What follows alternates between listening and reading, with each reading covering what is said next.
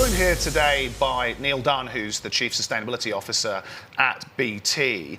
And I wanted to talk to you about, I think, one of the themes that's really emerged this week. Indeed, it's the topic of Davos this year, which is responsible and responsive leadership and what that means in the context of the fourth industrial revolution. We're seeing the rapid impact of technologies, exponential technologies, changing the way we live, the way we work, the way we play. As a starting point, this year with WEF at Accenture, we published the Digital Transformation of Industries program, the next iteration. And a lot of that conversation has been about the value that accrues to society, bringing a more robust framework, being able to measure that to inform policymakers and business in a dialogue around that value to society.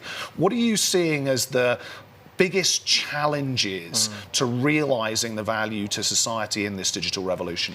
Well, I think we're only beginning to see the real impact of this network age that we're living in. I think ultimately the things that we saw in 2016 around leadership and how in spite of the fact of having a president in the White House that is an incredibly effective communicator, that spoke about the environment and climate change, delivered on both of those agendas, but popularized the message with the likes of David Attenborough and Bear Grylls. Yep.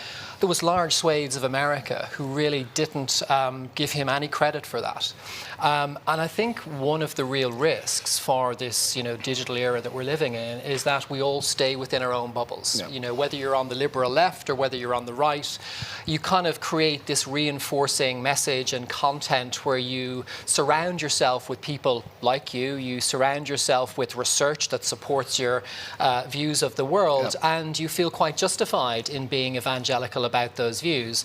And the kind of inclusion and ability to reach across the aisle politically, but also within communities that we've seen in the past is becoming a real casualty of this more networked age that we're living in. Yeah, no, I think that's right. I mean, we hear a lot about the echo chamber and the fact that actually one of the problems of digital is because it creates hyper-personal experiences, you can tailor your world to reinforce your own worldview, and it becomes becomes very difficult to actually work out how you break out of that bubble. I mean, what are some of the things that big technology companies like yours, those that are at the heart and often, at the heart of enabling a lot of other businesses, a lot of other industries, what are some of the things that you can do to be able to help consumers, help businesses tackle some of those issues? Well, I think on the kind of the enablement side, looking at how the whole ecosystem, that digital ecosystem around the consumer needs to emerge in a much more people-centric way. Yeah. I think understanding what that looks like in lifestyle terms, and being able to actually not so much have all the answers. And I think this is one of the things that sometimes we all struggle with, particularly at places like Davos where you're supposed to have all the answers. But looking at the simple fact that 65% of the jobs that our kids will do, as an example, don't exist. We can imagine what they might be. We can imagine a need for drone pilots. We can imagine a need for IoT programmers and hackers. We can imagine a need for a massive influx of security professionals in both counterintelligence and other parts of the whole security network and industry to keep machine to machine and keep all of our information secure.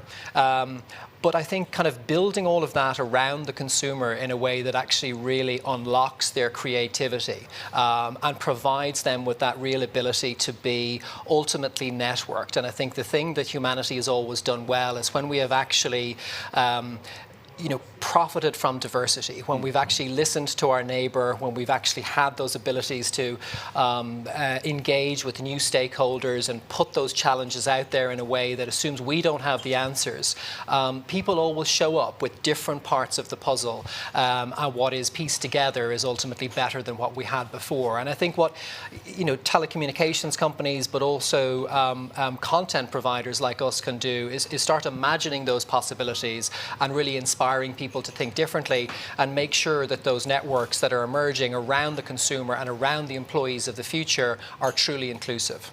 Very good. Thank you very much.